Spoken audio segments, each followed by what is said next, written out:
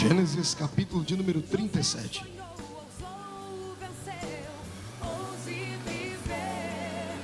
Gênesis 37 e o versículo de número 8. Aguenta, coração. É hoje.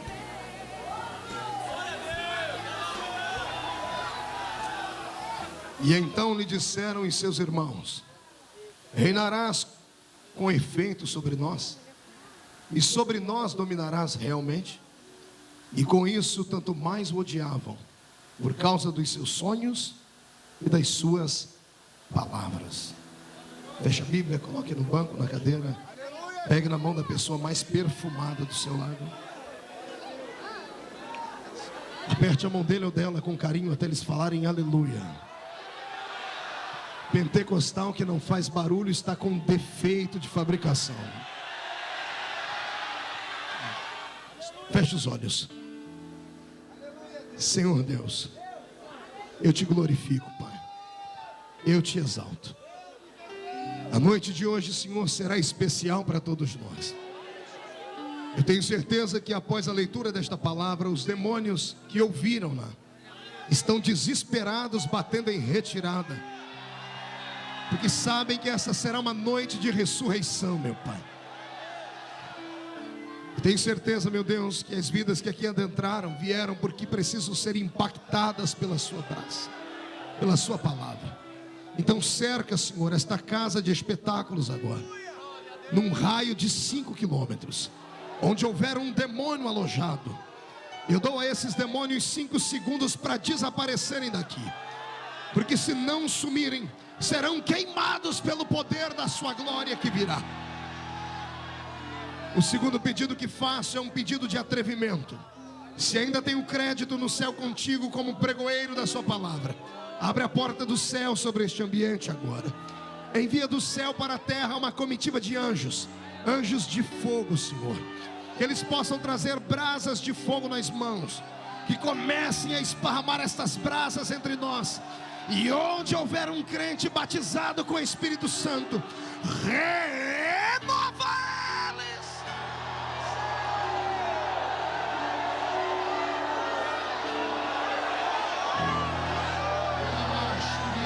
eles. Eu te glorifico, Senhor. Fala conosco, em nome do Senhor Jesus.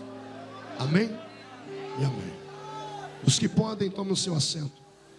Pergunte para o seu irmão como está o coração dele. Diga, tá tudo bem com o coração? As coronárias vão bem? Pergunte se ele trouxe lenço, se ela trouxe lenço. Quem não trouxe lenço, diga para o seu irmão, então prepare a manga da camisa, a ponta da gravata. Nós vamos nos derramar aqui hoje, diante do Senhor Deus. A mensagem que eu vou pregar hoje é uma mensagem forte, é uma mensagem séria, é uma mensagem que ela traz à memória momentos de dor de todos nós. Mas se você suportar comigo aqui o peso e o fardo da dor, no final desta reunião, nós vamos voar na presença de Deus aqui. Há muitos anos atrás eu preguei este sermão no maior congresso pentecostal do Brasil, e ele viajou os quadrantes da terra. Em quase todos os países onde fui, encontrei um brasileiro. Já visto que eu já preguei em 53 nações do mundo. Sempre tem alguém que se lembra do efeito da mensagem, do sonho do homem e o projeto missionário. O Senhor Deus trouxe à minha memória este sermão hoje. Diz: filho, o povo que vai te ouvir precisa de uma ressurreição hoje, e eu vou ressuscitar os sonhos deles hoje. Vou fazê-los sair daqui de pé na minha presença. Os príncipes e princesas que deixaram cair a coroa, porque estão andando de cabeça baixa há muito tempo, hoje vai se inclinar pela última vez. Vai se inclinar para pegar a coroa que está caída. Vamos polir esta coroa, vamos tirar todas as fuligens e ferrugens que estão nela, e você vai voltar a colocar sobre a sua cabeça. E quando sair daqui, os demônios que tiverem juízo vão sair da sua frente, e os desajuizados que permanecerem na sua frente transformar-se-ão em tapete, para que você pise sobre eles e encontre o verdadeiro caminho da vitória. Só quem crê faz barulho para que o inferno inteiro saiba que você está. O sonho de José é uma das mensagens mais belas, é uma das mensagens mais recitadas, mais interpretadas de toda a Bíblia Sagrada. A história de um garoto que conseguiu conquistar o coração do seu pai e contraiu também inimigos no seu próprio lar. A história de um garoto que passou pelo vale da sombra e da morte, não uma, não duas, mas N vezes, e soube com muita maestria glorificar a Deus nos momentos de maior dificuldade da sua vida. E aprove a Deus glorificar e honrar este rapaz. Este é o caminho do justo. Quem suporta a humilhação e a perseguição hoje, viverá para amanhã ver as pessoas que te armaram ciladas pararem na sua frente, ficarem de boca aberta e terem que reconhecer que em você ninguém pode tocar. Porque quando Deus tem um plano na vida dessa pessoa, ele se transforma num intocável. Eu queria até que você olhasse para alguém do seu lado e dissesse isso: eu sou intocável. Ninguém toca em mim, ninguém me maltrata, e fica por isso mesmo. Quem toca em mim encontrará o peso da mão do meu Deus. Quem crê nisso, dê mais um grito de glória forte. Eu costumo dizer que eu sou igual carro-álcool, é difícil pegar, mas depois que pega, a gente vai embora. A história é antiga. Se voltássemos no tempo, faltaria-me agora palavras para falar em que ano foi este episódio. Mas foi bem no início da história de um povo que veio para fazer a diferença neste planeta. Se voltássemos momentos antes do meu Deus escolher Abraão, você entraria comigo pela Mesopotâmia antiga e encontraria outras nações ali. Os caldeus, os heveus, os heteus, os girgazeus e todos os zeus da vida estavam naquela época já de pé. Mas eles se esqueceram da beleza do nosso Deus.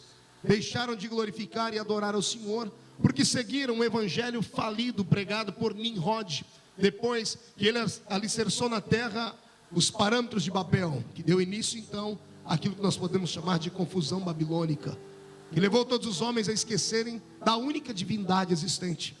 E nesta época os homens criaram pseudos deuses para si. Adoravam então a Baal, Astarote, Azera, Marduk, os pseudos deuses da Mesopotâmia antiga.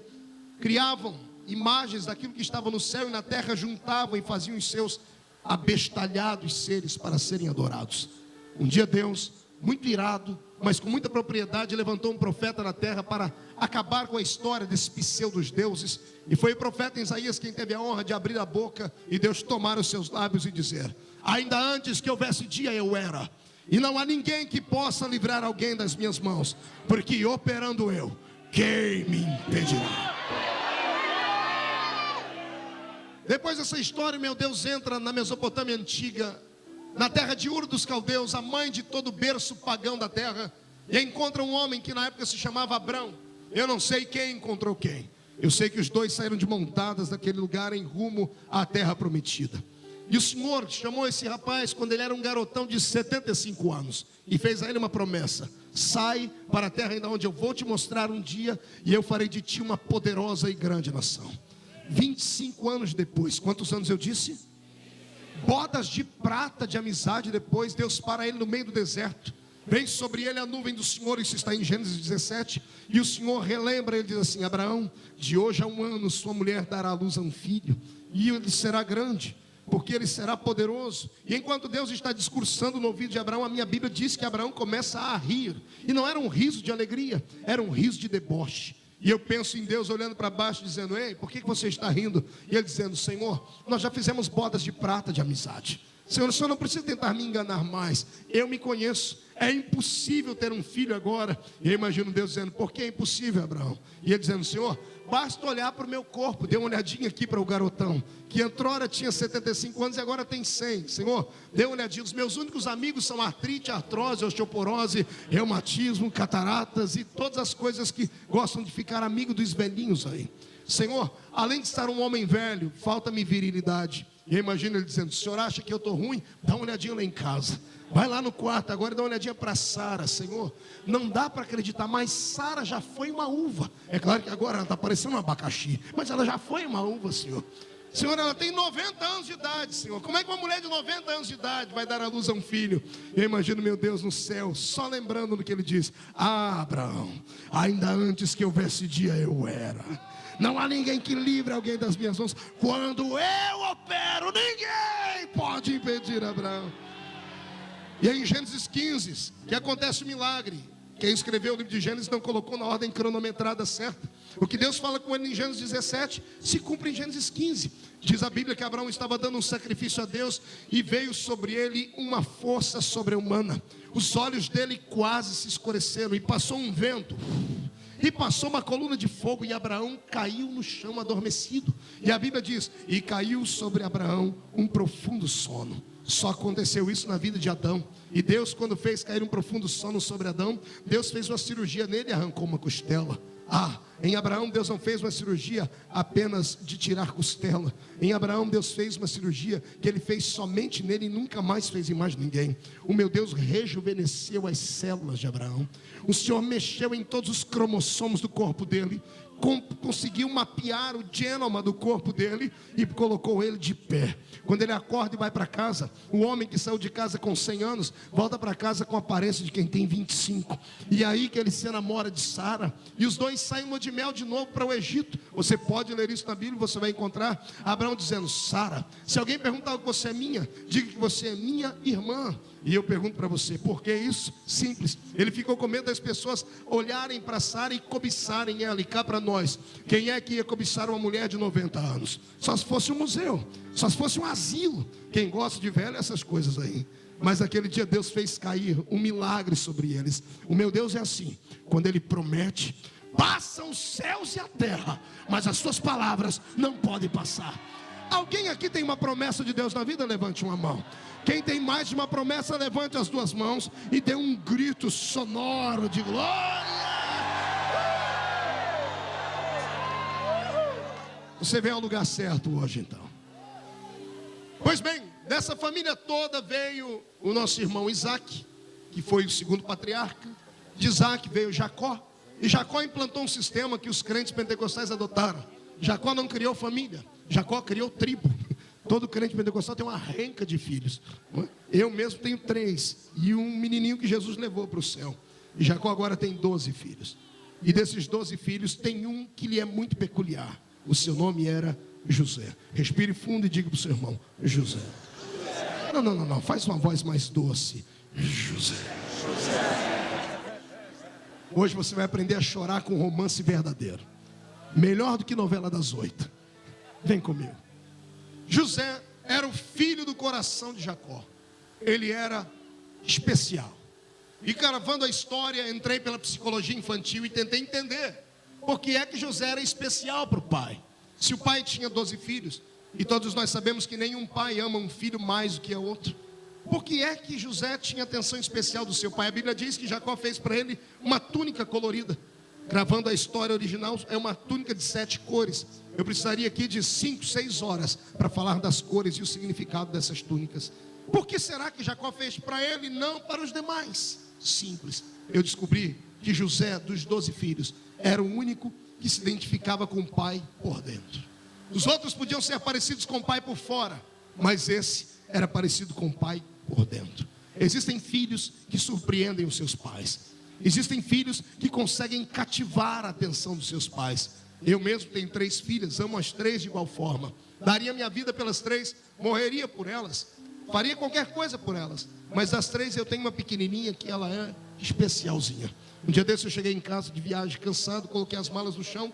Ela vem correndo, ela é toda carinhosa, abraçou a minha perna, se jogou no chão e falou, papai, olha o que eu aprendi. Começou a engatinhar, olhou para cima com aquele olho de jabuticaba desse tamanho e fez assim, miau, miau. Eu disse, que isso, Camille? Eu disse, papai, sou seu gatinho agora. Eu não me aguentei. Catei Camille, botei no meu braço. E agora toda vez que eu fico bravo, ela se joga no chão, bota os joelhinhos e começa a miau, miau. Ela é esperta, ela é inteligente. Eu amo as 3, mas essa é diferente. Assim o meu Deus no céu tem também filhos especiais. Deus não faz acepção de homens e mulheres para salvar. Para salvar Ele salva o pequeno, o grande, o gordo, o magro, o rico, o pobre, o negro, o branco ou o asiático. Mas para usar, aí Ele tem alguns que são segundo o seu coração. Para usar, Ele tem um Davi. Para usar, Ele encontra um Moisés. Para usar, Ele encontra um Abraão. Para usar, Ele encontrou você hoje aqui. Que coisa bela. Pastor, mas como é que eu faço para ser especial? Aí não é a inteligência do pai, aí é a inteligência do filho. Chame a atenção dele. Faça alguma coisa que você nunca fez por ele hoje. Eu vou dizer uma coisa que vai pegar no seu coração. Esta é a geração dos xodós de Deus. Você vai sair daqui hoje com uma faixa no peito: xodó de Jeová. Ai de quem tentar tocar em você depois de hoje. Quem toca em alguém que é um xodó de Deus, coloca a mão numa caixa de abelha. Quem quer ser xodó de Deus? Grita, mas grita alto. Grita!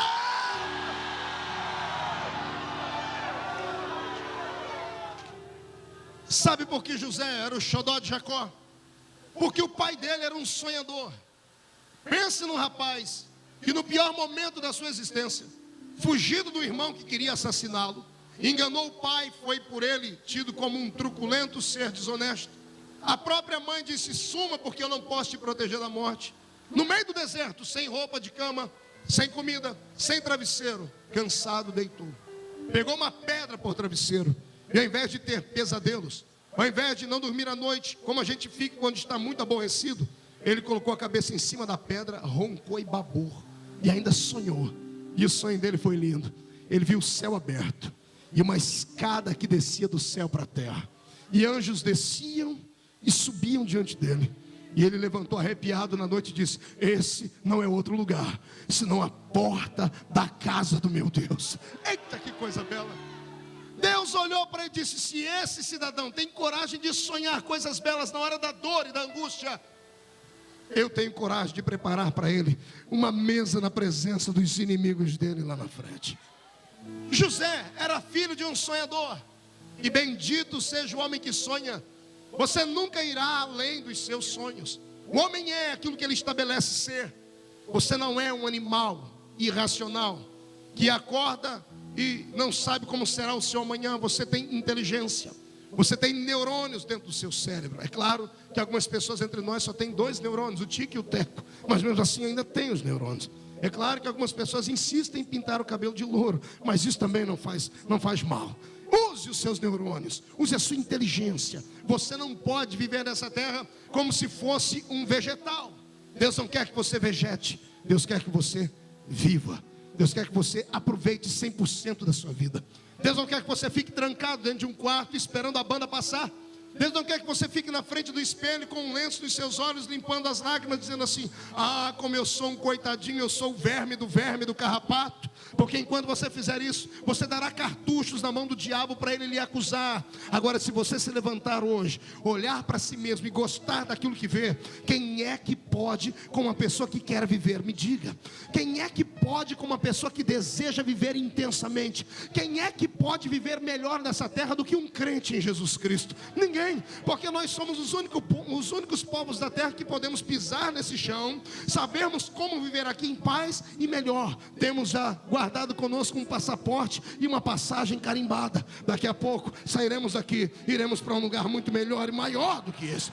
Então você não pode jamais ficar me olhando com essa cara, parecendo que foi batizado num pote de vinagre. O ímpio não tem onde recorrer, mas você tem. E se você serve ao mesmo Deus que eu, por favor, mostre que você está feliz em estar aqui. Mostre que você está feliz em adorar o nome dele.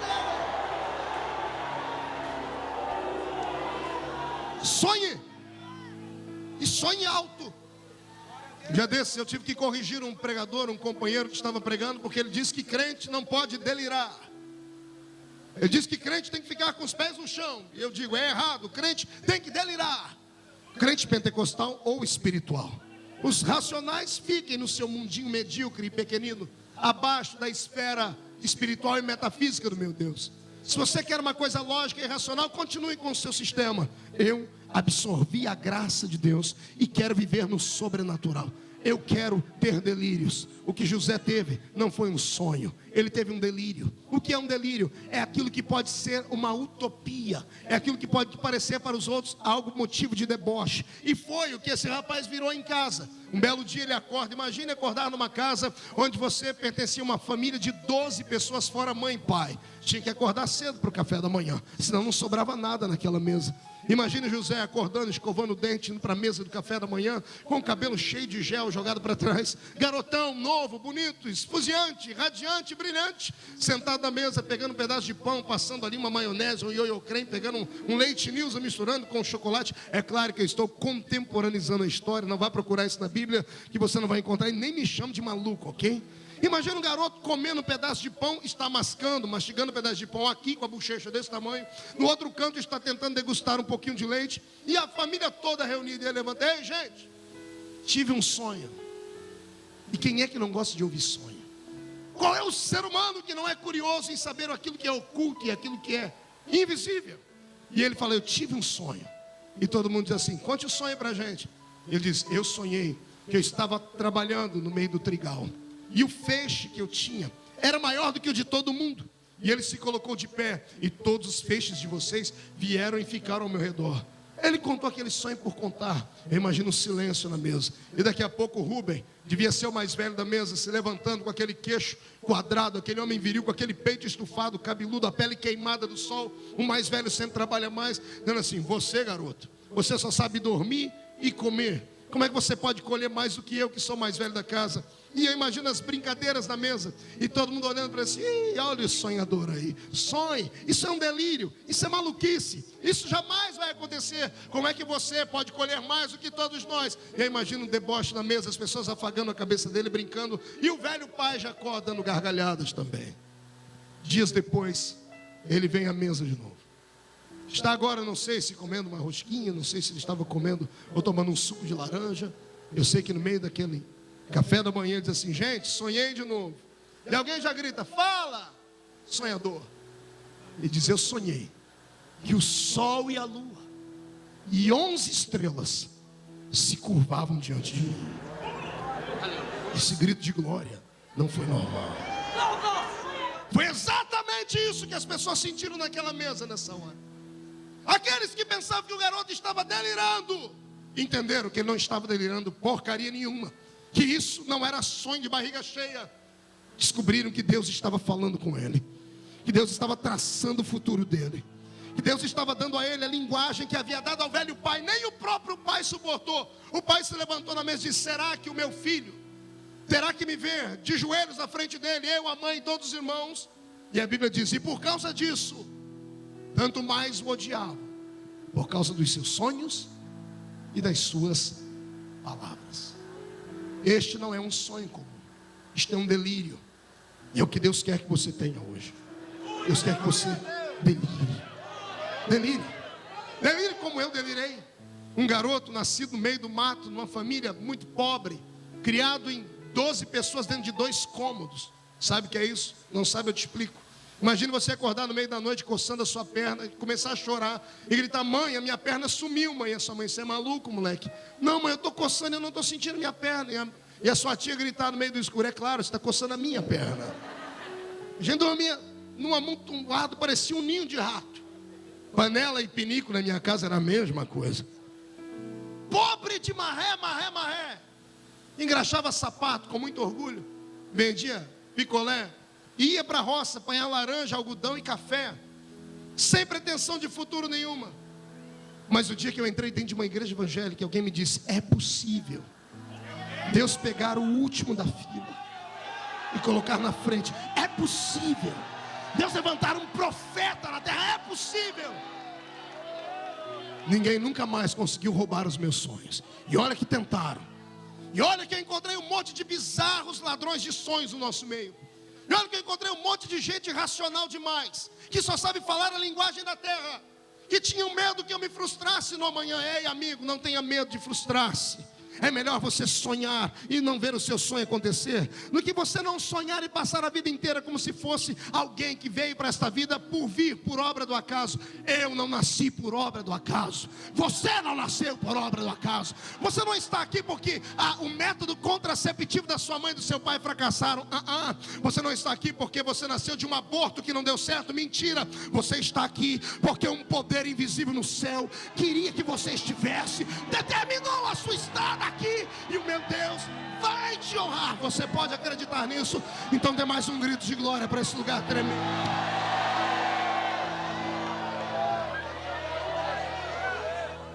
Sonhe e ouse sonhar. Você nunca irá além dos seus sonhos. não ser covarde. Tenha coragem. Tenha coragem de juntar as peças do seu quebra-cabeça e pedir ajuda ao Espírito Santo. Tenha coragem de escrever histórias, cartas para Deus. Deixa as pessoas te chamarem de maluco. Deixa as pessoas te chamarem de ignorante, de idiota. Deixa de chamarem de fanático. Amanhã eles vão ter que assistir de pé o que o meu Deus vai fazer na sua história. Posso ouvir mais um grito de glória a Deus aí? Vivemos numa era onde os sonhos foram roubados. Satanás, o nosso árduo inimigo, tem um dom que nós não temos. Ele tem o dom da paciência. Oxalá que a igreja tivesse esse dom. A paciência. Há 30 anos atrás, o método dele na igreja era outro. Ele destruía a pessoa dentro da igreja, expunha ela publicamente. E a igreja naquela época podia dar a voz de excomunhão e mandava a pessoa embora da igreja. E o diabo cantava vitória no inferno, porque geralmente um desviado nunca mais voltava. Ele viu que esse método era muito lento. E é claro que ele arrebanhava pessoas, mas a igreja em compensação ficava pura e cheia de vitalidade. Porque, entre aspas, o câncer havia sido arrancado. 20 anos depois o diabo mudou o seu método. Ele não quer que ninguém saia daqui. Ele deixa as pessoas destruídas aqui dentro.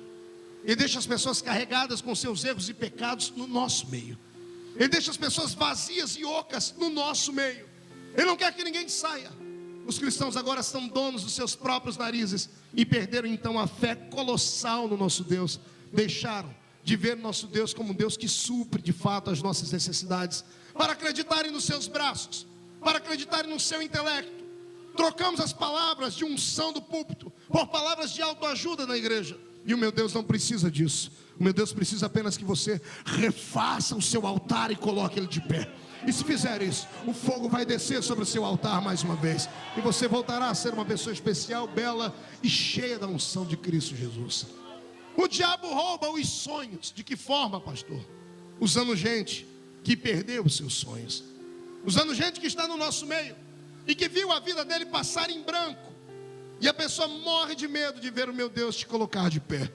E essas pessoas que eu chamo de coveiros espirituais estão no nosso caminho. Essas pessoas estão do nosso lado. Essas pessoas estão na mesa do café da manhã com a gente. Vencer o diabo não é difícil. Basta você dar uma rajada de línguas estranhas na cara dele. Basta você viver uma vida de regrada em santidade. Ele é obrigado a recuar. O diabo não é o pior inimigo que temos. Os piores inimigos são aqueles que nós não sabemos que são. São aqueles que estão no nosso meio. São as pessoas que nos abraçam, nos dão tapinhas às costas, que cravam as suas unhas nas nossas costas com um chamado de abraço de tamanduá. Pessoas que sorriem para nós e que apenas nos ovacionam. Pessoas que só falam coisas boas de nós. Ei, o verdadeiro amigo não fala só coisas boas para nós. Freud escreveu assim: todo homem consegue rebater uma crítica, todo homem consegue se defender de uma crítica, mas nenhum homem consegue se defender de um elogio. O elogio, ele acaba corroendo e destruindo o ser humano. E é isso que as nossas igrejas estão cheias, de homens que só sabem bajular o povo por causa do seu dízimo, bajular o povo por causa do status, bajular o povo por causa dos artistas que temos. E o meu Deus nunca precisou de nada disso. O meu Deus não bajula. Ele fala a verdade quando tem que ser falada. Ele traz à existência a unção da sua graça. O diabo destruiu a nossa fé. Tem pessoas aqui dentro que têm o estereótipo de cristão, mas só Deus sabe como está a sua vida aqui. Quando você olhar para um cristão que se diz ser fervoroso, e você ver ele quieto demais num culto, comece a orar por ele. Tem alguma coisa acontecendo. Algumas pessoas não conseguem se desvencilhar da igreja porque se acostumaram com o ambiente da igreja, mas a sua alma não está mais aqui. Foram violados na alma, foram vilipendiados no coração. Há alguns anos atrás eu preguei lá no estado do Paraná, e em um culto muito abençoado, domingo de manhã, uma unção de Deus tremenda. Ao terminar a reunião, uma mulher se aproximou de mim e trouxe sua filha, que na época tinha 15 anos, e disse para mim: pastor, olhe para a minha filha, porque essa moça está me dando trabalho, ela vem para a igreja, olha como está a situação dela.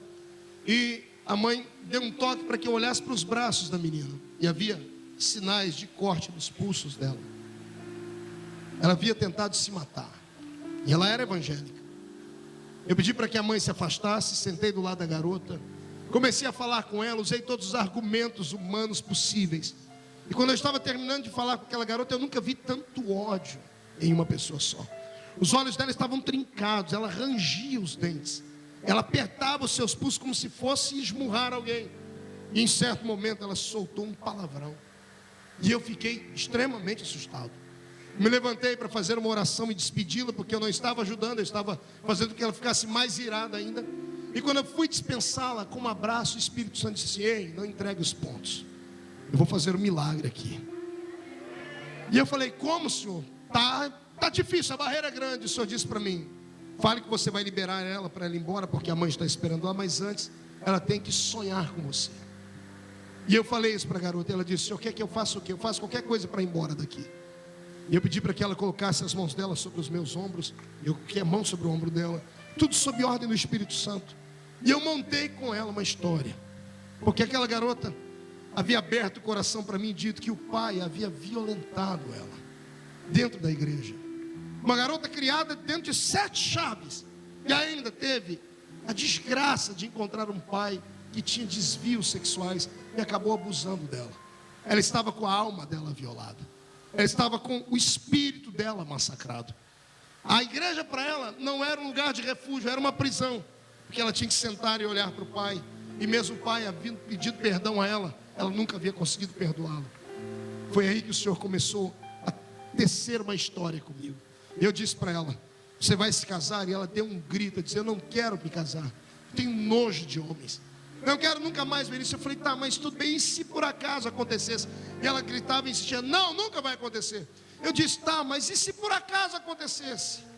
Ela disse: olha, para ir embora daqui, tudo bem, se acontecesse, eu queria que o homem fosse assim, assim, assim. Ela desenhou ele para mim. Eu disse: que legal, e como é que seria o seu casamento? Ela disse: isso nunca vai acontecer. Eu disse: tá, mas não custa sonhar, tece comigo a história. Ela: tá, se eu fosse me casar, eu queria que meu casamento fosse assim. Ela desenhou o vestido dela. Eu disse: em que igreja você gostaria de casar aqui na cidade? Ela disse: não, eu nunca vou. Eu disse: tá bom, mas é só um pensamento. Eu disse: eu queria me casar na igreja fulana de tal. E contou a história da igreja. Eu disse: e quando você chegasse no altar e se casasse, como é que você gostaria que acontecesse depois, a lua de mel? Eu disse: isso nunca vai acontecer, pastor. Eu disse: tá bom, mas e se acontecesse? E ela disse: se acontecesse, eu queria um carro assim, assim. Eu queria ir para o Texas, para Las Vegas, passar uma lua de mel lá. Mas isso nunca vai acontecer, pastor. Eu disse: e a sua casa? Como você queria uma casa? Ela disse: pastor, isso nunca vai acontecer. Eu disse: eu sei, você quer ir embora, desenha a casa para mim. E ela começou a falar o tamanho da casa, todas as coisas certinhas. Eu disse: filhos? Ela disse: eu nunca vou ter filhos, pastor. Eu disse: mas e se tivesse? Ela disse: eu queria 2, um menino e uma menina. Eu disse: o que você faria com eles? Aí o Espírito Santo pegou o coração dela. Ela baixou a cabeça e começou a chorar. Ela disse: se eu tivesse filhos, eu ia cuidar deles como a minha mãe não cuidou de mim. Eu queria protegê-los, pastor. E ela começou a chorar. Nessa hora o Senhor me levou a interceder por ela. E enquanto eu orava por aquela alma aflita, angustiada e cheia de marcas, cicatrizes que roubaram os sonhos dela, o meigo Espírito desceu sobre ela e a batizou com a sua graça. Ela começou a orar em línguas. Eu também, foi um choque orando com aquela garota, porque eu saí de perto dela, porque ela começou a ficar valente, começou a bater os pés no chão, começou a gritar. As pessoas que estavam do lado de fora da igreja foram entrando, entrou a mãe e o pai. Quando ela olhou para a mãe e o pai dela, ela não aguentou, ela saiu correndo em direção a eles. Eu disse: Deus, que vai acontecer isso? Ela deu um beijo na mãe, foi no pescoço do pai, olhou nos olhos dele e disse assim: pai, eu te perdoo, pai, eu te perdoo. O pai começou a chorar, caíram de joelhos, os três, mãe, pai, a moça, se abraçaram e Jesus fez uma obra muito linda na vida dela. Anos mais tarde, eu recebi um telefonema e disse: pastor Marcos, o senhor se lembra de mim? Eu disse: quem é? Só aquela garota lá do Paraná, da oração. Eu disse: tá, e aí, como é que vai você? Eu disse: pastor, estou ligando só para lhe dizer o que Jesus fez na minha vida. Eu disse: me diga. Pastor, casei, pastor. Eu disse: você se casou? Ela disse: me casei, eu quero falar para o senhor. Eu falei: não precisa, eu já sei como é o rapaz. Eu disse: como o senhor sabe? É aquele que você me contou aquele dia. Eu disse: pastor, Deus escutou aquele dia, aquela brincadeira que o senhor fez comigo. O rapaz é daquele jeito. Ela falou: pastor, eu fui passar a lua de mel. Eu disse: lá em Las Vegas. Eu disse: lá em Las Vegas. O carro foi assim: pastor, nós ganhamos uma casa de presente de um padrinho. A casa é exatamente daquele jeito. E ela disse: pastor, obrigado por me ajudar a sonhar. Naquele dia eu desliguei o telefone e eu disse: é possível acontecer milagres. É possível, meu Deus, transformar aquilo que é desgraça numa história nova de possibilidades de fé. Mas sozinho você não vai dar conta. Deus te trouxe hoje aqui para renovar os seus sonhos. Não me interessa o que aconteceu. Entenda que na sua vida o que não acontece amando de Deus, acontece debaixo da permissão dele. Todas as coisas que se transformaram em desgraça na sua vida, em lutas, em obstáculos, o meu Deus não tinha te deixado vazio e sozinho, não. Ele permitiu aquilo porque ele sabia que você daria conta de superar, de vencer. A minha Bíblia diz que o meu Deus não dá uma luta maior do que aquela que você pode passar. Se você já passou por ela e está vivo, respire fundo, jogue Satanás para trás, agarre as promessas de Deus, porque o meu Deus vai transformar a sua vida num palco de glória novamente. Quem pode voltar a sonhar? Agora eu não quero que você grite, não quero que você só jogue a mão para cima, não. Eu quero que você dê um salto para cima neste lugar, para voltar a sonhar. Sente de novo.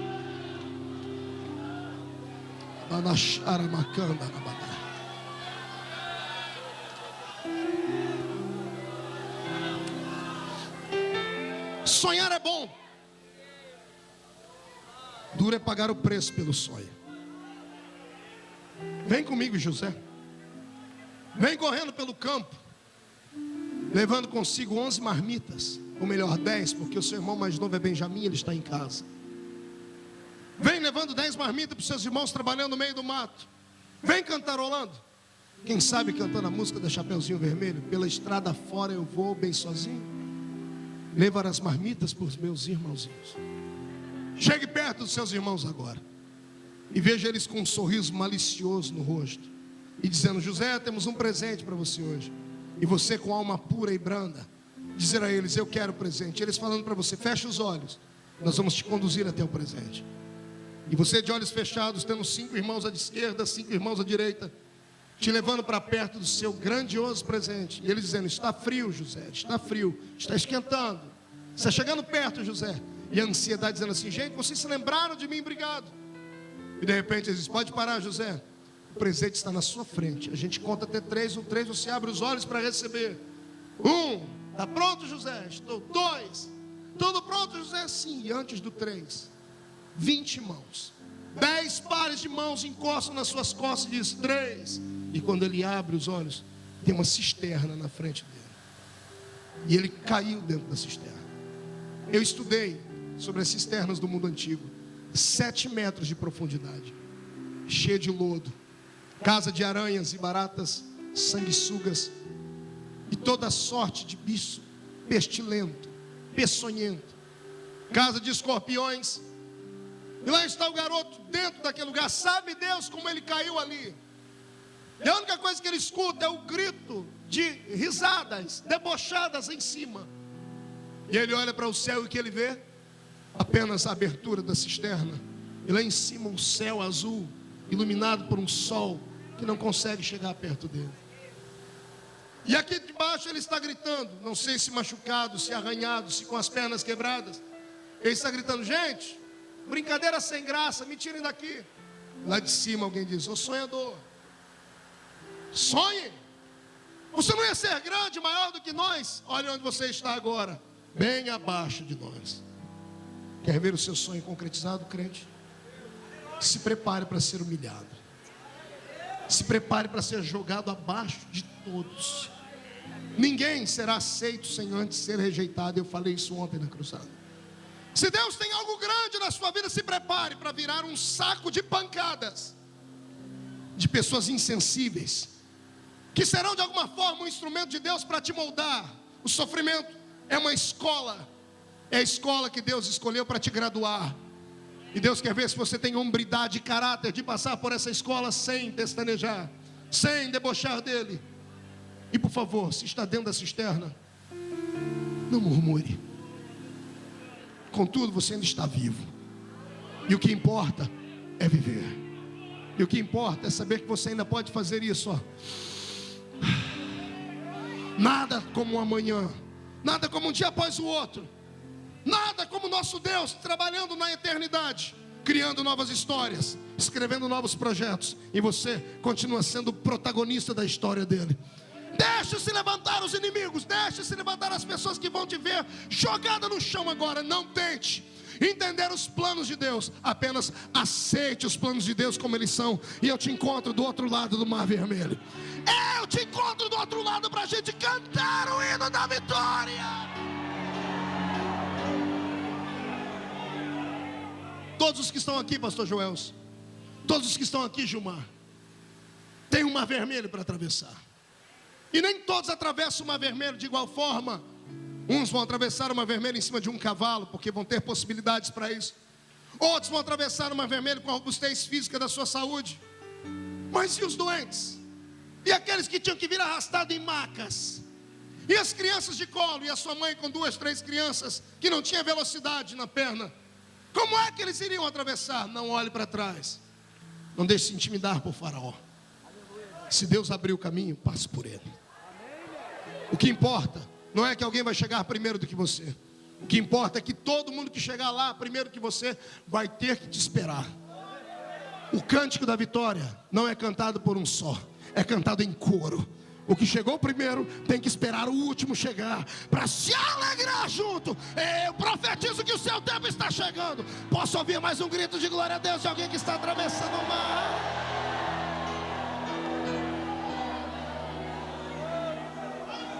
Pastor, o que eu faço? Exercita a sua fé dentro da cisterna. Olhe para cima e invoca. Invoca o Deus de Abraão. Invoca o Deus de Isaac. Invoque o Deus do seu pai Jacó. Eu posso ouvir o eco do garoto gritando dentro da cisterna: Deus de Abraão, Deus de Isaac e de Jacó. E lá do céu, meu Deus respondendo assim: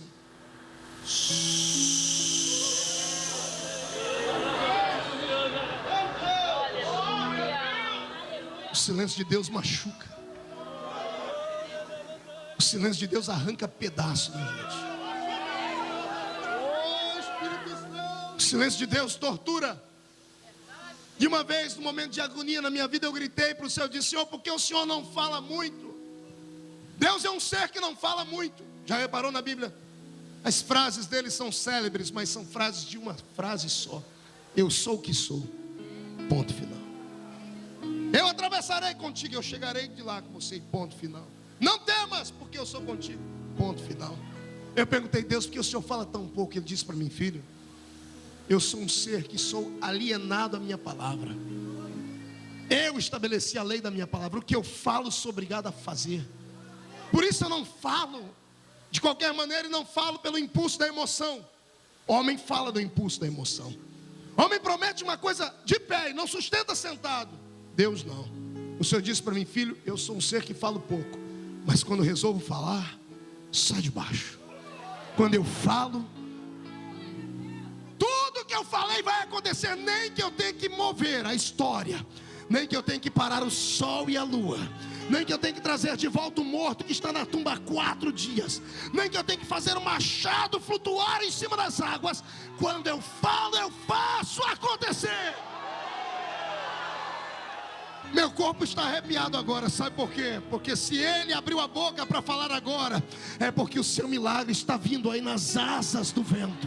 Se prepare, porque ele sentará nas asas de um querubim e voará para entregar o seu milagre. Quem acredita nisso, comece a adorar.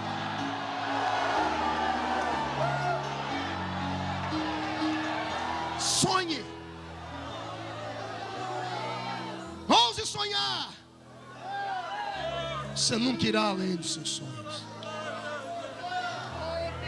Horas mais tarde, uma corda desce a cova, a cisterna, e o garoto sobe por aquela corda, é puxado pelos seus irmãos. E ao chegar lá em cima, eu imagino ele empurrando os irmãos, dizendo: que brincadeira mais besta. Eu pensei que vocês iam me deixar ali para sempre. Eu sabia que vocês estavam só brincando comigo. E enquanto ele está dialogando com os irmãos, ele escuta o tilintar de moedas caindo nas mãos de alguém. E quando ele olha, Eles veem os seus irmãos negociando com os escravoeiros do deserto. Os homens que compravam almas e vendiam para senhores feudais. E quando José vê aquilo, um dos seus irmãos que está recebendo dinheiro aponta e diz assim: o escravo é aquele ali. Quando ele aponta o dedo, todos os irmãos olham para trás. Eu imagino José olhando para trás também, só que não tinha ninguém mais atrás dele. E quando ele olha, todos estão apontando para ele. Vem um homem maligno com uma algema que prende os seus braços, prende os seus pés. 4 correntes, uma em cada mão, uma em cada pé, ligadas a um elo de uma corrente, que vai até a couraça de um cavalo. E eles começam a arrastar o garoto para longe da visão dos seus irmãos. E vai José sendo arrastado. E a pergunta que não quer calar é essa: por quê? Por quê? É a pergunta que atormenta a vida do crente. Por quê? Porque Deus te abandona. Porque Deus te deixa sozinho. Porque o filho está com câncer. Porque o emprego foi embora. Porque as pessoas te abandonaram. Porque tudo na sua vida dá errado e na vida de todo mundo dá certo. Por quê? Por quê? E a silhueta dos irmãos vão ficando para trás. E ele começa a gritar: Rubem, Judá, ei, parem com isso, essa brincadeira já foi longe demais. E eles estão debochando, rindo, indo embora. E ele agora no desespero faz como qualquer filho faz: grita o pai e a mãe. E o pai e a mãe não estão ali para ouvir. Tem dias na vida da gente não tem pai, nem mãe, nem irmãos, nem ninguém para nos ouvir.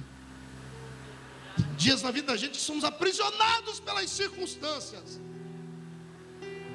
E o desespero da solidão bate forte aqui dentro. Ser um ser humano não é fácil. Viver é uma aventura. É uma aventura que você tem que saber levar a vida. Porque senão você pega um revólver e dá um tiro na cabeça. Foi para isso que Jesus te trouxe para perto dele. A diferença do ímpio e do justo talvez seja essa: todos se desesperam, mas o ímpio não tem onde recorrer. Então ele se droga, bebe cachaça, se atira do alto de uma ponte, enforca-se e dá um tiro no ouvido. O crente, ele passa pelo mesmo vale, sente as mesmas dores, porque ele é de carne e osso. Mas ao invés de fazer isso, ele vai para dentro do quarto dele, fecha a porta atrás dele, crava o joelho no chão e se esconde à sombra da cruz. E já não tendo palavras para orar, ele começa a gemer. E esse gemido vai subindo. E é o Espírito Santo que intercede por nós com gemidos inexprimíveis lá em cima. Há um tempo para tudo. O cálice da dor e do sofrimento que Deus estabeleceu para que você o bebesse está sendo enchido gradativamente com o seu gemido e com as suas lágrimas. Lágrima de crente não desaparece. Lágrima de crente é a oração sólida. Nunca ouviu isso? Escreve: lágrima de crente é a oração concreta, é a oração materializada. Aquilo que você fala aqui, quando você derrete em lágrimas, você transformou todos os seus sentimentos em lágrimas. E a minha Bíblia diz que o anjo do Senhor colhe em uma taça e leva lá em cima no céu e despeja diante do altar de Deus. Deus só está esperando esse cheiro ficar um pouquinho mais intenso. Quem sabe hoje à noite? Quem sabe hoje à noite Deus vai sentir o perfume do seu sofrimento pela última vez e vai se levantar e vai dizer: basta. Eu profetizo em nome de Jesus Cristo que ao acordar amanhã de manhã, o dia vai estar mais bonito, a comida vai estar mais saborosa, o sol vai estar mais brilhante. Eu profetizo em nome do Senhor Jesus que o diabo vai desaparecer da sua história. Aguenta. Vai passar. O rapaz é levado para uma praça pública para ser revendido. Está seminu, banhado. As pessoas de forma humilhante vêm olhar os seus dentes, os seus ossos, a textura da sua pele. Ele é apalpado por todos. Até que chega um homem chamado Potifar e o compra. e leva o rapaz para dentro do seu palacete. O rapaz começa esfregando o chão. Mas quando Deus está na vida de alguém, a pessoa não fica lá embaixo para sempre. A pessoa pode estar aprisionada, ela é diferente de todas as pessoas que estão lá, porque a glória da bênção de Deus marca a vida da pessoa. E ele que começa esfregando o chão, dias depois é o mordomo da casa, está cuidando da casa. E o rapaz tinha unção de Deus, e a unção atrai. Grave essa sentença. Olha para o seu irmão e diga: a unção de Deus atrai. A unção atrai o que presta e o que não presta.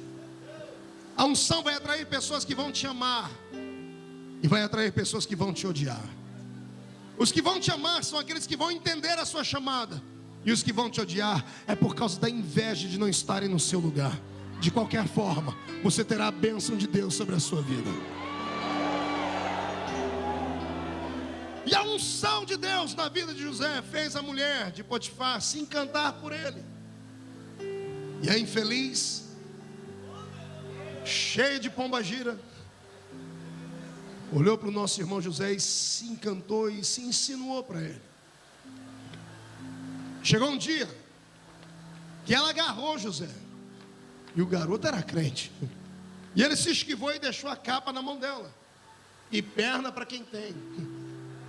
Desce uma escadaria, sobe um corredor, vai por outro, esquerda, direita, chega até no quarto dos empregados. E quando ele entra dentro da casa dele, dentro do quartinho dele, ele deve ter aberto aquela porta no chute.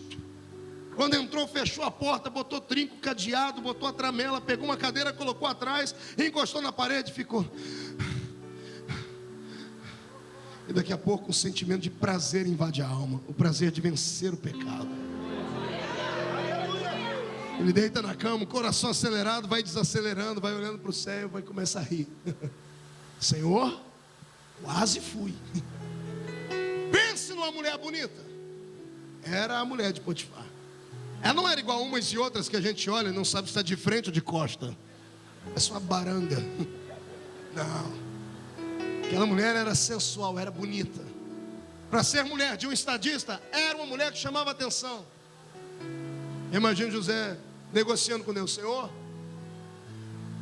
já enfrentei tudo, cova, abandono, humilhação, esfreguei chão, mas agora eu te provei que sou fiel, Senhor.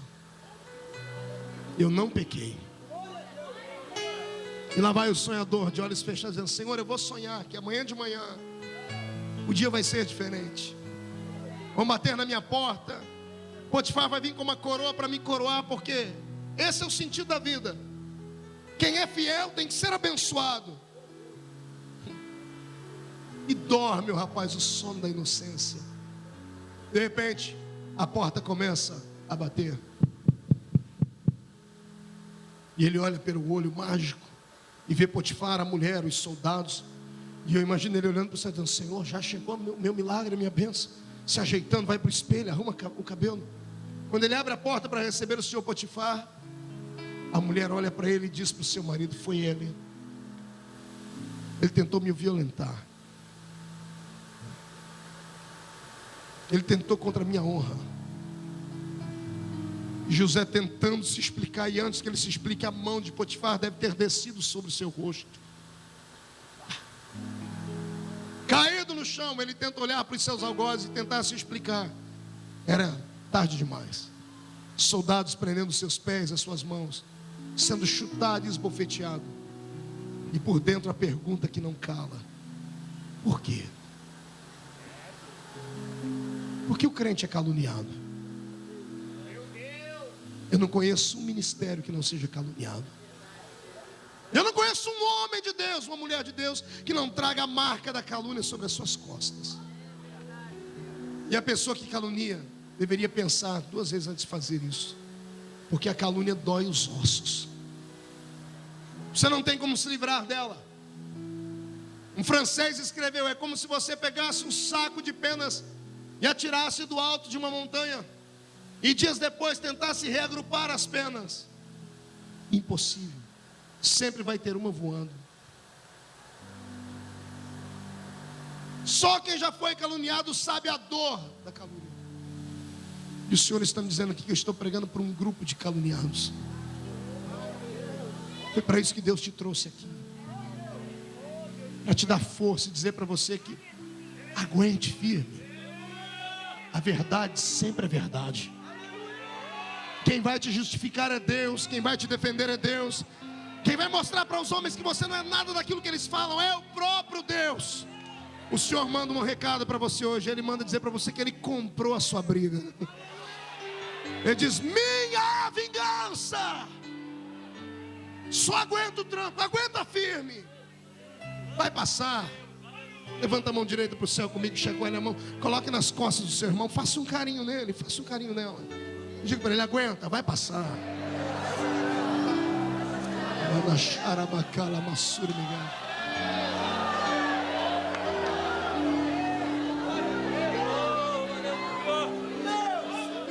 Um pastor em São Paulo foi caluniado, mas com aquelas calúnias cabeludas que destrói a vida de qualquer um. E nós vivemos num país cuja lei protege o caluniador e não o caluniado. É o caluniador que tem que provar que é uma mentira o que as pessoas estão dizendo. Há uma impunidade nessa área. Falam de você e é você quem tem que provar que você não é aquilo que as pessoas estão dizendo. Fizeram isso com esse nosso amigo. E foi uma coisa tão absurda que ele não suportou o peso de todos olharem para ele. E um dia ele pegou a carteirinha de membro de pastor dele, chegou no púlpito da sua convenção e disse: eu não quero mais ser pastor, porque estou trazendo escândalo ao reino de Deus. E alguém disse: não, mas fique firme, nós acreditamos em você. Ele disse: mas não dá. O olhar da dúvida é muito triste. Passou dias, esse homem perdeu a família. Outros dias ele perdeu a vontade de viver. Foi visto andando pelas ruas de São Paulo pedindo esmola, bêbado, caído numa sarjeta, porque um desgraçado caluniador, não sabendo e não medindo as consequências das suas palavras, roubaram a vida dele. Um dia ele estava passando perto de uma casa, ele era na casa do pai de Oxum. Ele estava bêbado, entrou lá dentro, era um terreiro de macumba. E 32 pessoas lá dentro com seus atabaques, dançando, girando. E quando viram ele entrar, pararam a música porque ficaram com pena dele. A situação dele era tão lamentável que ficaram com pena dele. Ele embriagado, sujo, com um semblante de quem estava morrendo. E o pseudo pai de santo lá, o pai de chiqueiro, mandou chamar ele à frente e disse: o que você tem, amigo? Eu não tenho mais nada. O que você precisa? Ele disse: eu preciso de paz. E o pai de santo, com pena dele, levantou para fazer uma reza brava. Foi dar um passe nele. E quando ele soprou o charuto na cara do meu irmão e colocou a mão na cabeça dele, foi ele colocar a mão e tirar os gritos. Colocou a mão e tirou gritando: ai! E todo mundo falou: ai o que? Ele disse: a cabeça desse homem está rachada, mas tem fogo ainda dentro dela. Ele abriu os olhos, segura. Ele abriu os olhos, mesmo embriagado, disse: o quê? O homem disse: sai para lá, você me enganou. Ele disse: enganei porque você tem fogo na sua cabeça ainda. Tem fogo aí dentro. Esse pastor, ainda sob efeito da cachaça, abaixou os olhos, começou a chorar e disse: Deus, prova que ainda tem fogo aqui. Se tem fogo na minha vida. Ele se levantou, apontou o dedo para todos aqui e disse: se tem fogo na minha vida, eu quero que todos os demônios se curvem diante do seu nome aqui dentro. Caíram 32 pessoas endemoniadas naquele dia. E ele agora sarou, foi colocando a mão na cabeça dizendo: sai em nome de Jesus, sai em nome de Jesus. Hoje lá não é mais casa do pai de Oxum, é casa de oração das Assembleias de Deus. O caluniado foi justificado pela fé. A família voltou. E ele carrega no corpo as cicatrizes, mas está de pé. Interior de Minas Gerais, uma mulher entra dentro do culto às pressas, correndo, com um bebezinho no colo, e um jovem pastor missionário solteiro ali dentro. E ela pega o bebê e joga nos braços e diz assim: o filho é seu, trate de cuidar e assumir as responsabilidades. E sumiu a mulher. A igreja parou, não deu tempo de fazer mais nada. Começaram a se levantar e ir embora, dizendo assim: esse pastor pecou, teve um filho com a mulher, não quis assumir. Desgraçaram a vida dele. E ele aguentou o tranco sozinho. 8 anos depois, a mulher entra naquela igreja. E ele está lá sentado nos bancos, não se desviou da fé. E ela procura ele, e quando o encontra, ela pede a oportunidade na igreja. Diz: há 8 anos atrás eu entrei aqui dentro, com um bebê no colo. E entreguei para aquele homem que era o pastor aqui. Eu quero dizer que ele não era o pai da criança. Mas eu não tinha ninguém nessa cidade que eu pudesse confiar. Só ele tinha condições de cuidar do meu filho. Porque é um homem justo, temente. 8 anos perdido da vida dele. Mas aquela noite, quando essa mulher testificou, houve um avivamento tão grande naquela igreja. A cidade ouviu a história. E uma igreja de 200 pessoas foi para mais de 1.500 membros em menos de 2 meses. Não tente entender os projetos de Deus. Aceite eles. Você não é um coitado. Você não é alguém que Deus tem que ter pena de você. Não sinta pena de você. Aguente firme. Fale como Paulo: Senhor, eu me sinto digno de sofrer contigo as agruras e as dores. Só lembrando que Deus só permite alguém passar pelo vale desse jeito quando Ele quer exaltar a pessoa. E o seu dia está chegando. Está chegando. Eu já posso imaginar o sorriso Colgate que vai invadir os seus lábios daqui a algumas semanas. Eu fico imaginando daqui a alguns meses, daqui a alguns anos, eu estando em algum lugar do Brasil, encontrando você de terno e gravata, a senhorita com um CD gravado, ou eu abrindo o jornal e visto lá um crente da Assembleia de Deus ou de outra igreja batista, não sei de qual igreja, passa dentro de um supermercado, vai dar bom dia para o paralítico dá um salto, levanta e anda. Eu vou ver alguma coisa acontecer.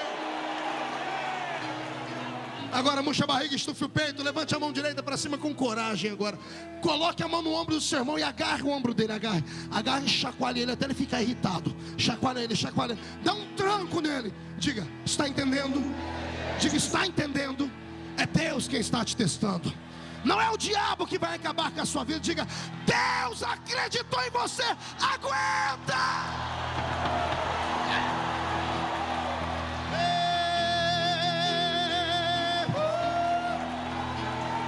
Aguenta firme.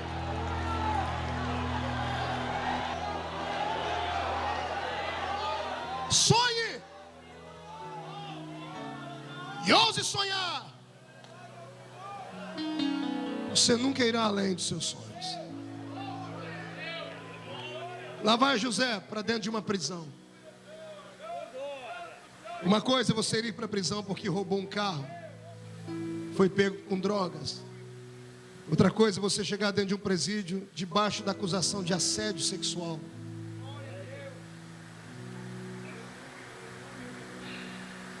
Presos pegando canecas e batendo nas grades, dizendo assim: temos carne fresca chegando. O carcereiro já havia avisado: olha, está vindo um homem aí que abusou da mulher do seu senhor. Você já viu um preso entrar na cadeia debaixo desse crime? Eu já. Ele entra e enquanto está sobre o olho do policial, os olhos do policial, ele encontra o canto da parede, encosta e vai até o chão e se agarra com seus joelhos e grita pela mãe e pelo pai. Veja José indo para o canto da parede. Eu e você sabemos que ele não devia. Ele está no canto da parede, abandonado, chorando. Não dá para chamar pela mãe e pelo pai. Mas e pelo Deus de Abraão? Deus de Abraão, de Isaac, do meu pai Jacó. E lá do céu a resposta: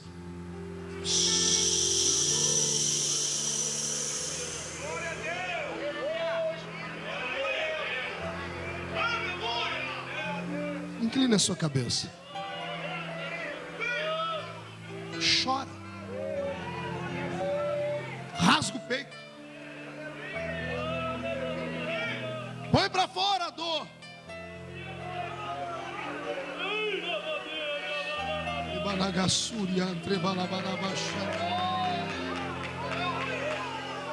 Você não é o único que sofre.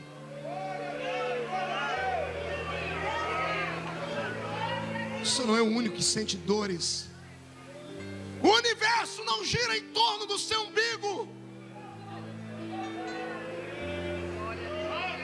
Você tem que acreditar que Deus está no controle da sua vida. Você tem que acreditar que se você não sair daqui hoje crendo que Deus está no controle da sua vida, os projetos dele nunca vão acontecer na sua história.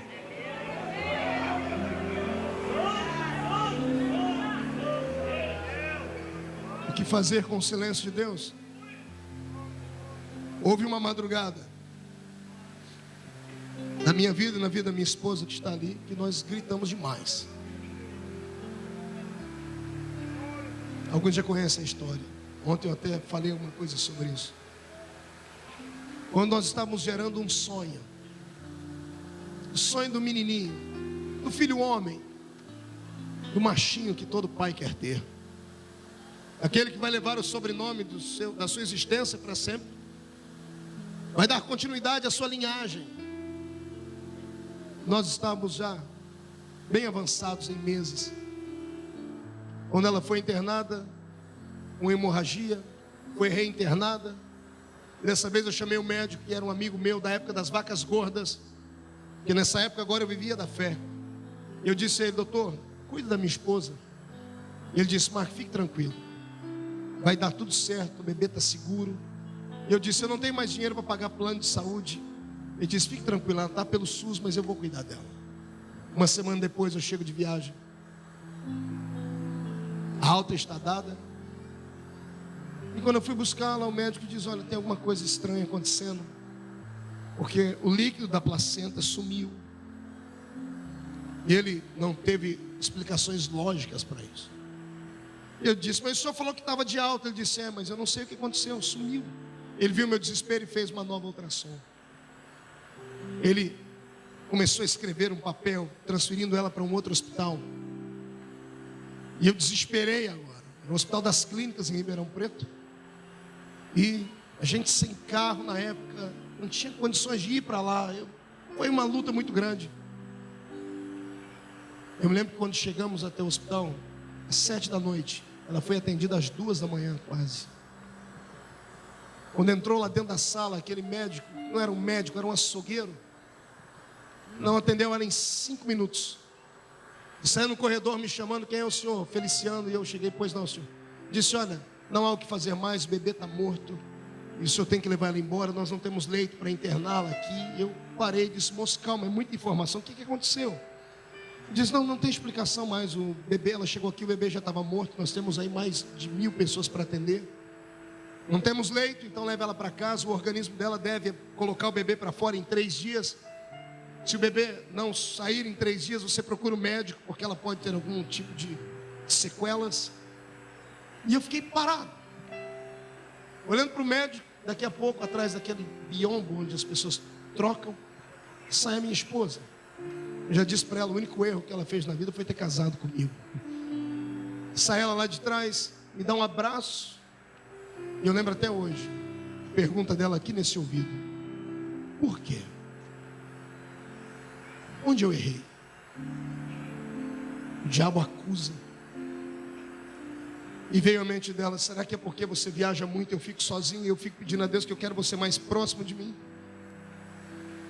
E nessa hora você quer ter um argumento, você quer ter uma explicação lógica, e você não tem. Aí você faz aquilo que todo pastor faz, sai pela tangente e diz a frase que ninguém quer ouvir: Deus sabe todas as coisas. Eu sei que Deus sabe, por que não se explica?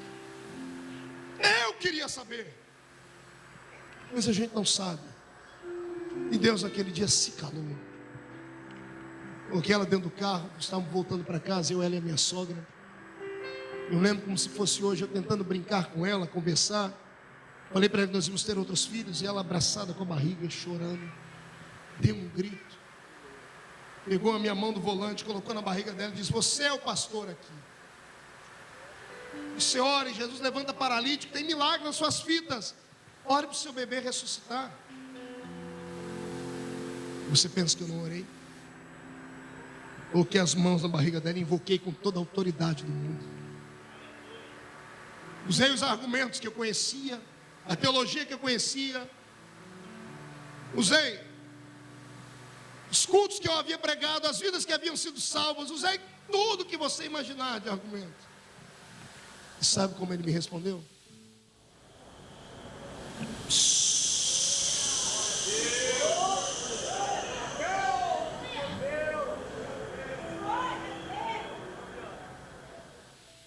Aquela noite foi negra.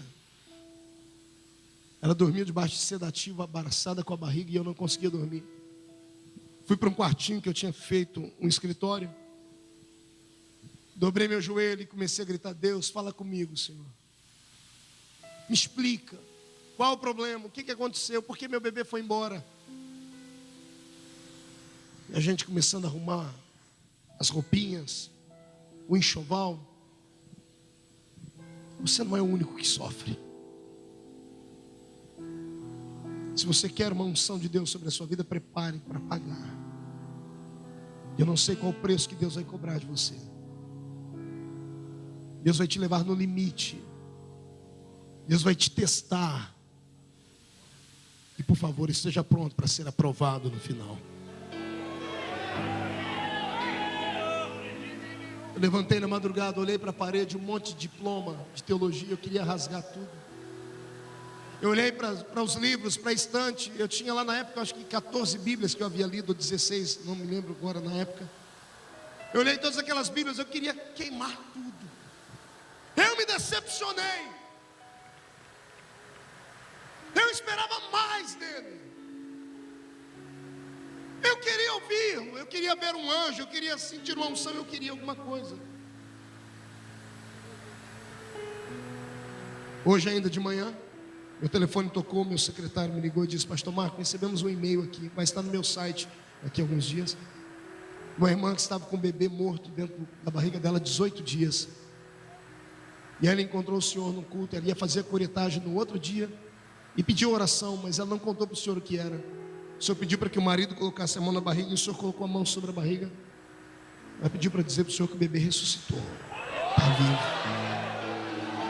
De manhã, o que você acha que eu estou pregando hoje, senhor? Hoje veio à memória tudo o que aconteceu. Deus lá em cima no céu olhando, dizendo: vamos ver até onde você vai, garoto. Aguenta? 6 horas da manhã. Eu botei um travesseiro na cadeira, botei a cara, botei o outro travesseiro por cima, eu gemi, eu gritei, eu implorei. Eu disse: Senhor, fala comigo, Senhor, o Senhor vai me perder. Eu estou sem fé. Eu esperava o vento do Pentecoste. Eu esperava a força trituradora do meu Deus entrar ali dentro e me arrebanhar. Não veio o vento do Pentecoste. Veio a brisa da caverna de Elias. E o Senhor disse aqui no meu ouvido: na vida do crente, ele não tem que entender, tem que aceitar. Porque eu vejo o futuro, enquanto você vê só um palmo à frente do seu nariz. Inclina a sua cabeça, José.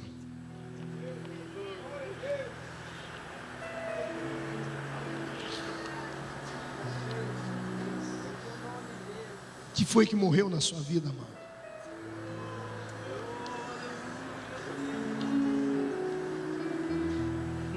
Que foi que morreu na sua vida?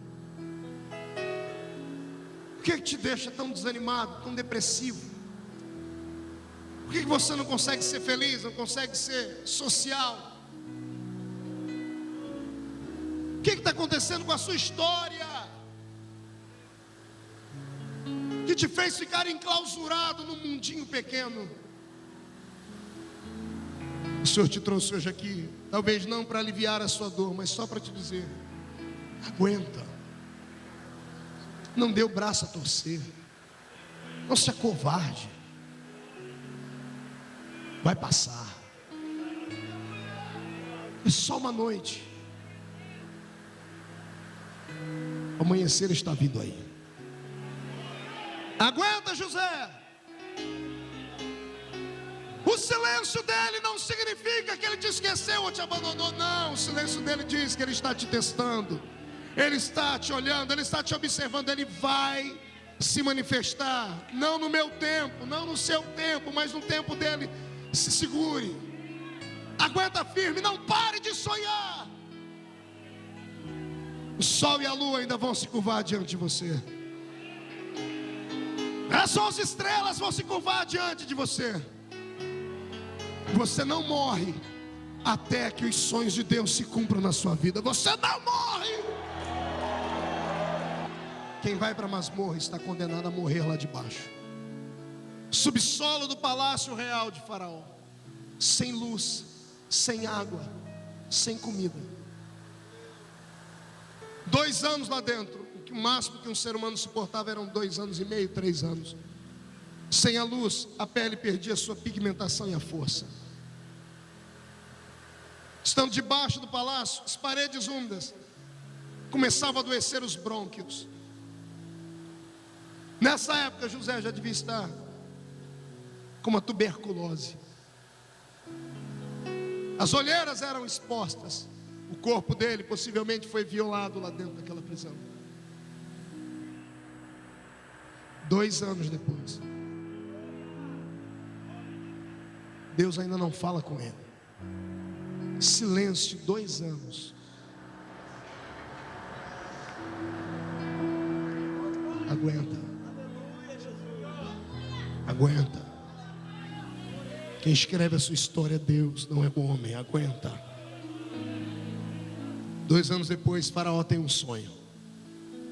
O homem mais poderoso do mundo tem um sonho, ninguém consegue interpretar. Muita gente vai morrer. E alguém que está vindo servir um copo de vinho para ele diz assim: olha, tem um moço lá dentro da prisão que ele tem dom de interpretar sonho. E ele diz: manda trazer o rapaz aqui. 2 anos depois, a porta da prisão se abre. Para ele nunca mais voltar para lá. Quando Deus resolve fazer um milagre, é da noite para o dia. É assim, ó. É num passe de mágicas. Aleluia. Ele está diante de Faraó. E o rei está dizendo: você consegue interpretar os meus sonhos? José tinha motivo de sobra para amaldiçoar o Deus dele e morrer. Ele poderia ter dito: eu não entendo nada disso, passou a minha época, me deixa morrer em paz, falta só 6 meses para eu morrer. Ele podia dizer: eu sou um ateu, não acredito em nada disso, eu sou isso, aquilo. Quando o Faraó diz, o rapaz inclina a cabeça, tossindo, com o pulmão cheio de doenças, e diz: eu não, mas o Deus a quem eu sirvo. Uma palavra só. Uma palavra só, e botou Deus de pé no trono dele. E Deus gritou: basta! Ele consegue me honrar no meio do silêncio. Ele consegue me honrar com o corpo dele violado e adoentado. Ele consegue me honrar todo machucado. É hora de eu fazer o sonho acontecer. E José interpreta o sonho: vaca gorda, vaca magra, ano de prosperidade, ano de doença, isso, aquilo. Faraó se levanta e diz: o que é que você me aconselha, rapaz? Olha só, o príncipe do mundo pedindo uma informação para um ex-detento. O que é que você aconselha? Ele disse: se eu fosse o senhor, eu escolheria uma pessoa inteligente para administrar essa época toda. E Faraó diz: pronto, já encontrei a pessoa. Os príncipes se levantam nos seus tronos, os sátrapas, os bruxos, os magos, dizendo assim: sou eu estou aqui há muito tempo. Não sou eu trabalho ao lado do rei há anos. Sou eu que vou ser levantado agora. É a minha chance, é a minha vez. Faraó levanta o cetro dele. O rei fazia isso com quem ele amava. Assim como o rei fez com Esther e apontou o cetro para Esther, o rei levanta o cetro dele. Todo mundo tenso na sala. Para quem que ele vai apontar o cetro? Glória a Deus. Glória a Deus. Glória. Está preparado para ver o cetro?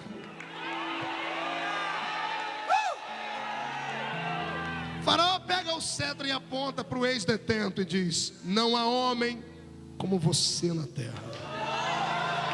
E ele ainda se explica: não há homem como você em quem habite o Espírito do Deus Altíssimo. Você vai governar o Egito ao meu lado. Todos estão passos, mas ninguém interpela o rei. Quando o rei diz: está dito. Quando o rei assina o tratado, está assinado. Quando ele escolhe, está escolhido. O rei manda dizer que ele já escolheu alguém nessa terra. Já escolheu alguém aqui em Nova Iguaçu, já escolheu alguém no estado do Rio de Janeiro. Eu não estou pregando mais para detentos. Estou sim, pregando para gente que acordou hoje de manhãzinha numa prisão fétida, imunda, com roupas sujas e com nome escrito nos livros de derrota da história. Mas hoje à noite você não volta para a prisão. Se prepare para dormir no palácio hoje à noite. Se prepare para dormir no palácio. Enquanto o velho seu irmão diga para ele: solte o cinto, agora é hora de voar.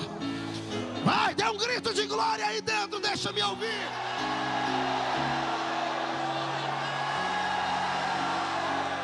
José, você vai governar o Egito comigo. Ele não tem nem palavras, pastores. Diz assim para ele: mas eu acho que a sua roupa não está legal. Roupa de detento?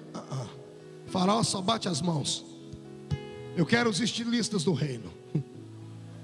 E entra o Armani da época, entra o Yves Saint Laurent da época, e olha para ele e diz assim: você fica bem num tom vermelho, num tom azul, num tom branco, e as roupas estão sendo feitas. O cheiro dele não era bom. O faraó diz: você vai tomar banho hoje de especiarias do Egito. Uma jacuzzi com águas quentes e fervendo, cheio de tempero de coisa bela. Só príncipe tomava banho naquilo. Lá vai José, 2 anos sem tomar banho direito, dentro de uma jacuzzi. Ele está tomando banho, lá de cima Deus está olhando e soprando no ouvido dele: sou fiel ou não sou? Sou fiel ou não sou? Está cansado, José? Amanhã você tem que administrar um reino. Vai para o seu quarto, levem ele para o camarim dele. Ei, glória. Pense numa cama. Cama de rei, cama de governador, gigante, grande, véus caindo por cima, melhor tecido do Egito, travesseiros com penas de gansos, seda pura. E lá vai o corpo esquelético de um ex-detento, deitando naquela cama, e as lágrimas descendo, e o Senhor trazendo a memória dele o sol e a lua e 11 estrelas.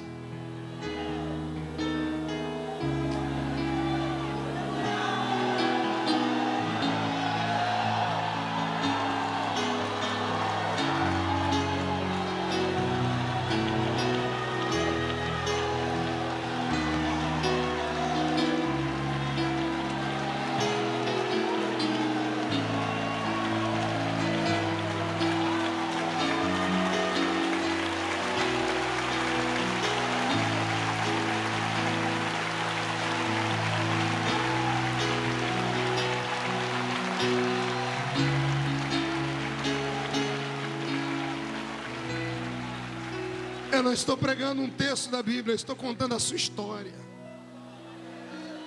É isso que Deus vai fazer com você depois de hoje, porque Ele fez comigo isso. Ele fez comigo. Um dia desse eu estava viajando pelo mundo, estava num hotel muito chique, muito belo. Sentei naquela cama, olhei para tudo ao meu redor, e o Senhor disse para mim: e aí? Lembra da Vila Tatu? Lembra da cama grande com 10 pessoas em cima dela? Sou fiel ou não sou? Está preparado, José? Hoje é a sua noite. Hoje é a sua noite. Eu não sei o que o diabo disse, mas o meu Deus mandou dizer assim: ó, risca tudo que o diabo falou e se prepare para ouvir Deus cumprir tudo o que Ele prometeu que ia acontecer.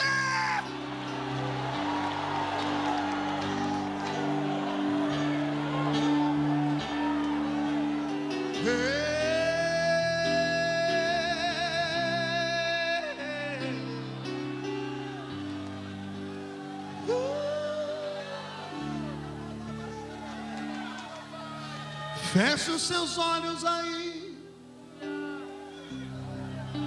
Pegue na mão do seu irmão. Os céus jamais se abrir, receberás uma nova unção. O tempo de chorar passou, o tempo de cantar chegou. Pra prisão não volta mais, o palácio te espera. Se acredita, comece a adorar, porque a porta do palácio, meu Deus, vai escancarar.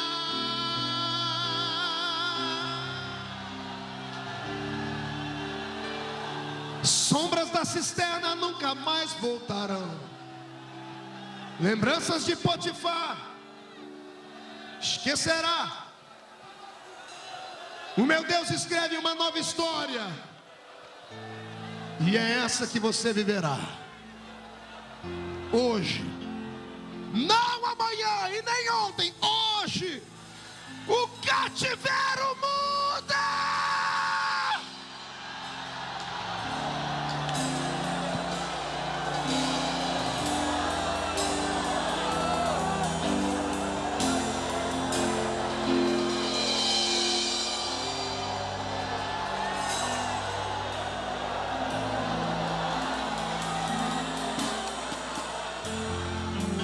Enche esse lugar de incenso agora.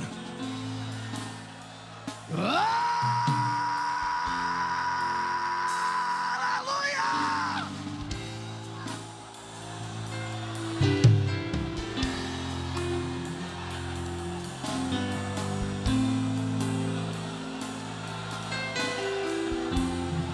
Pegue na mão do seu irmão e olhe para mim. Dias depois, José está administrando o reino. Os irmãos vêm falar com ele. Ele cria a história do copo de ouro. Fica com seu irmão mais novo escondido e faz a família inteira vir falar com ele. Ele está sentado no trono, e dias depois ele vê o pai e a mãe, os irmãos curvados diante dele. A emoção invade o peito de José. Ele pede um minuto e vai atrás do palácio, ou atrás da sala, encosta na parede, olha para o céu e diz: tu és fiel. Sol, a lua e 11 estrelas diante dele. E Deus dizendo: e aí, José, sou fiel ou não sou? E José dizendo: obrigado, Senhor. E Deus dizendo: está entendendo por que eu não podia falar com você? Se eu falasse, eu atropelaria o milagre. Eu fiquei em silêncio por isso. Doía em mim ver você sofrer, mas eu sabia do resultado final. Desfruta do palácio, José. Vive vida de estadista agora. Ninguém mais ri de você, ninguém mais debocha de você, ninguém mais desacredita em você. José enchendo o peito de ar, olhando para o céu, e eu imagino dizendo: Senhor, muito obrigado. Me dá licença agora, Senhor, porque eu tenho que administrar o mundo. Me dá licença agora, porque eu tenho que cuidar para que o mundo não morra de fome. E Deus dizendo: vai lá, José. É chegado o seu tempo. É chegado o tempo de você ser exaltado na terra. Eu profetizo que este é o tempo da sua história.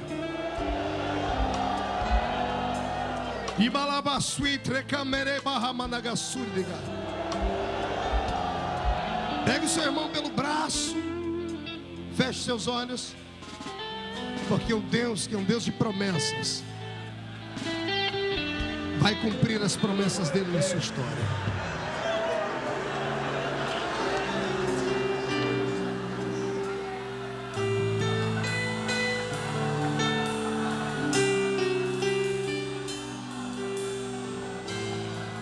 Eu pedi para que eles se tocassem, pegassem um nos braços dos outros, porque a Bíblia diz que quando um não pode caminhar, o outro pode ajudá-lo. A Bíblia diz, Senhor, que quando estamos em mais de um, fica mais difícil ser quebrado o elo. Transforme cada crente num condutor de fé agora.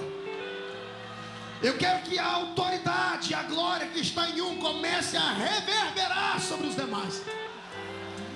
Onde houver alguém aqui que tem um sonho, meu Pai, faz esse sonho acontecer e faz ele ser uma realidade, Senhor.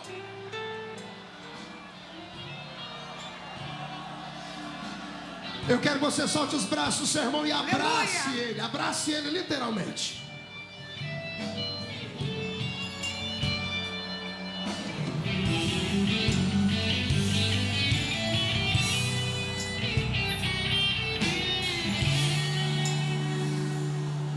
Deus conhece o coração de um homem sonhador, porque Deus sonhou comigo, eu sou mais que vencedor.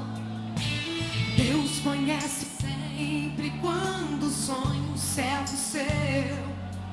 Meu irmão, seus sonhos não são sonhos, são projetos de Profetize sobre o seu irmão, profetize sobre ele. Deus. Quis roubar sua vontade de sonhar. Eu quero ouvir você adorar. Te feriu, caluniou, Na sua vida quis tocar.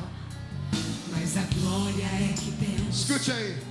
um Deus que é sonhador, que exalta o homem quando sonha os projetos do Senhor. Escute aí,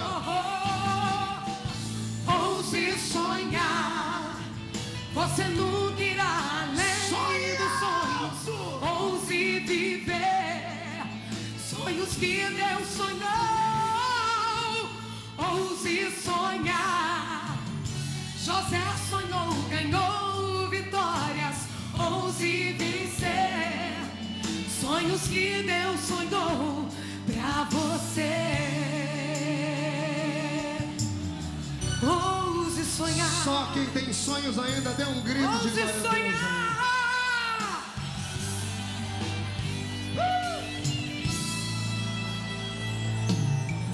Deus conhece o coração Ele conhece. de um homem sonhador, porque Deus sonhou comigo, eu sou mais que vencedor. Aleluia. Deus conhece sempre quando sonho um servo seu. Meu irmão, seus sonhos não são sonhos, são projetos de Deus. O inimigo quis roubar tua vontade de sonhar, te feriu, caluniou, na tua vida quis tocar, mas a glória é que temos um Deus que é sonhador, que exalta o homem quando sonha os projetos do Senhor. Ouse sonhar, você nunca irá além dos sonhos. Ouse viver sonhos que Deus sonhou. Ouse sonhar. José sonhou, mas venceu. Ouse viver sonhos que Deus sonhou. Onde estão os sonhadores? Ouse sonhar, você nunca irá além dos sonhos. Ouse viver sonhos que Deus sonhou. Ouse sonhar. José sonhou, ganhou vitórias. Ouse viver sonhos que Deus sonhou pra você. Ouse sonhar. Meu Deus. Sonhar. Quem pode aplaudir a Jesus, faça. Quem pode aplaudir e gritar, faça. Quem pode aplaudir, gritar e